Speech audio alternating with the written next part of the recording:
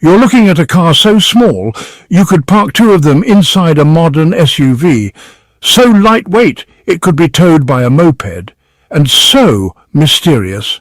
It may have been involved in Cold War espionage, hidden intelligence operations, and bizarre engineering experiments. This is the Heinkel Kabine, a three-wheeled microcar built in 1956 by a company that once made German warplanes. It's part car, part plane, part Cold War time capsule, and all weird. But here's the thing no one talks about. There's a trail of breadcrumbs leading from the cabine's quirky design to missing prototypes, British knockoffs, vanished vehicles, and possibly even a Cold War spy ring. So why did an aircraft company suddenly start building bubble cars? What makes this car so technically strange, yet historically significant? And what secrets are still hidden in plain sight?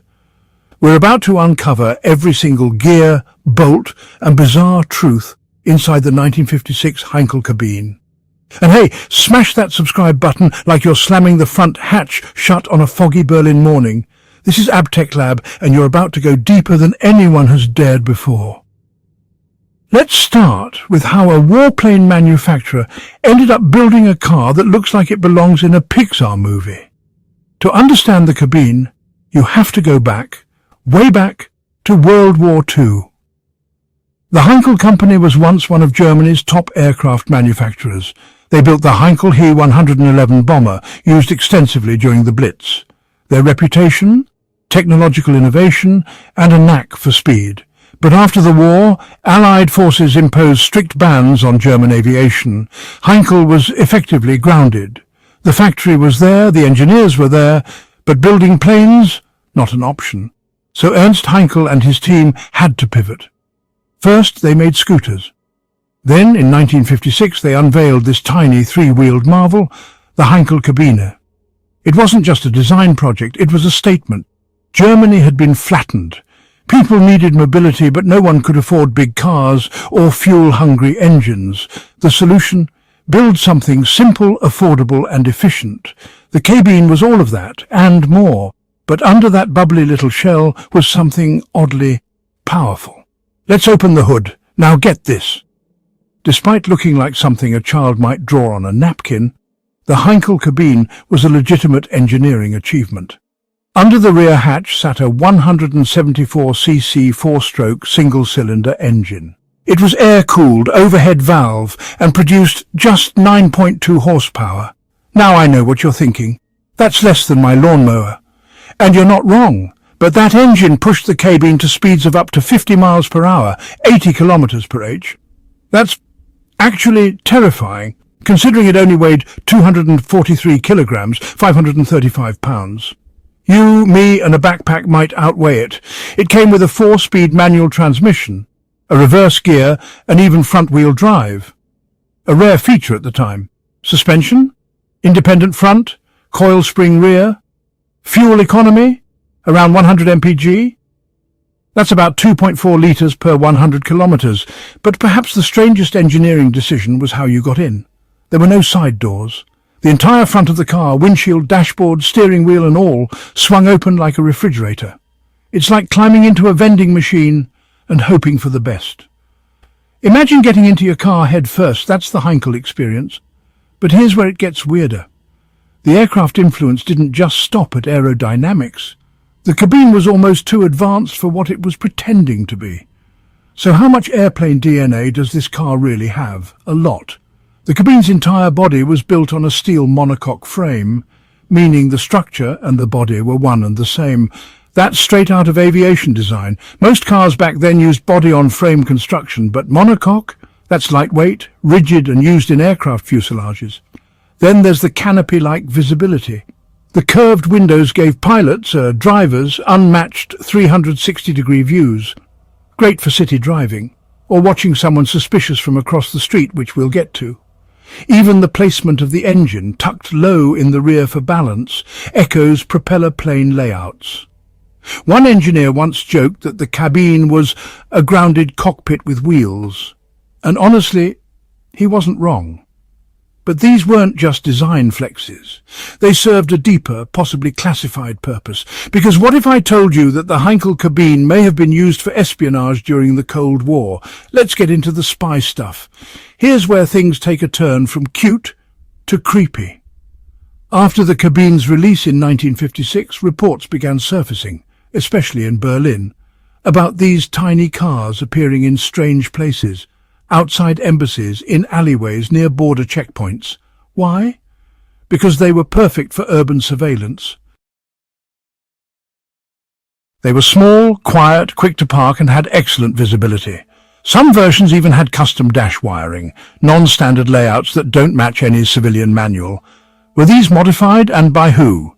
Now, let's be clear, no official documents confirm this, but former intelligence officers have hinted that certain microcars were used during East-West Berlin operations. One even described a cabine as our mechanical pigeon. There's also that famous story, maybe apocryphal, about a cabine that was used to smuggle microfilm across the Berlin Wall. Supposedly, it had false panels in the front entry hatch. Wild theory, maybe, but even Trojan, the British company that bought the rights to the cabine, found non-standard parts in some of their imported units. More on Trojan in a moment, but before we head to the UK, there's something even weirder. The cabine's legal status in Germany was fuzzy. Believe it or not, the Heinkel Kabine was classified in some German regions as a motorcycle with a cabin, not a car. Why? It had 3 wheels and a tiny engine. That meant you could legally drive one without a full driver's license, a fact that led to an explosion of teenage cabine drivers in the late 1950s. Imagine it. High schoolers buzzing around town in what looked like a cartoon submarine. The streets must have looked like a Dr. Seuss book come to life. But this loophole also made it popular with people who lost their licenses. One police report from 1961 mentioned a cabine being used in a hit-and-run by a man who hadn't legally driven in 5 years. When caught, he just shrugged and said, "It's not a car." But if Germany was fun, England got even stranger. Because when the British got involved, they took the cabine and turned it into something even more mysterious. In 1960, Heinkel sold the production rights to Trojan Limited, a UK-based company best known for building commercial vans. They began producing the car under the name Trojan Kabine. But Trojan didn't just make clones, they tinkered. Some British models had strange dashboards, non-standard electricals, and even radio communications equipment embedded in the cabin, allegedly for testing purposes. There's a theory that Trojan worked with British intelligence agencies to develop surveillance vehicles disguised as microcars. Again, no official proof, but anecdotal evidence keeps stacking up. Add to that the fact that Trojan shut down its cabine production in 1966. Suddenly and without explanation. Leftover stock was destroyed, molds were scrapped. One Trojan executive even said in an interview years later, "We weren't supposed to build it that long anyway." That's vague, but the story isn't over yet. Because even after all this, the cabine continues to show up in the weirdest places today. Believe it or not, the Heinkel Kabine isn't just some dusty museum relic, it's alive and well. Today there are restoration clubs all over the world, from Germany to the US to New Zealand. Enthusiasts share parts, trade tips, and proudly drive these things around like it's still 1957. Some even race them. Yes, microcar racing is a real thing. Imagine 10 cabines barreling down a track at 40 miles per hour trying not to tip over. And the coolest part? A handful of people have converted them to electric power. One EV-converted cabine reportedly got a range of 220 kilometers on a single charge, while weighing less than the original thanks to lithium batteries. It's the 21st century's ultimate retro-futurist commuter. But one mystery remains. What happened to the Heinkel Kabine that vanished in East Berlin? In 1962, a Heinkel Kabine was reported stolen from a street in West Berlin. No big deal, right? But weeks later, someone claimed to spot it, intact, in East Berlin, far behind the border. It had no license plate, no identifying marks, but it was clearly the same car. Multiple witnesses say they saw it driving near government buildings, then it disappeared. Some say it was used to smuggle documents, others think it was a defector's escape vehicle. A few wild theorists claim it's still in a bunker, sealed away with other Cold War artifacts. To this day, No one knows where it went. The file was closed in 1973. The VIN number doesn't match any surviving Kabine, and yet the legend lives on. So what's the truth? The Heinkel Kabine wasn't just a microcar. It was a product of war, innovation, desperation, and maybe a few secrets still classified to this day. It was too small to fail, too strange to forget, and too mysterious to fully explain. And maybe that's exactly what makes it special. If you enjoyed this deep dive into the weird, wonderful, and wildly overlooked world of the Heinkel Kabine, don't forget to like, subscribe, and join us here on AbTech Lab. There's always more to discover. Until next time, keep your stories strange, your gears tight, and your curiosity wide open.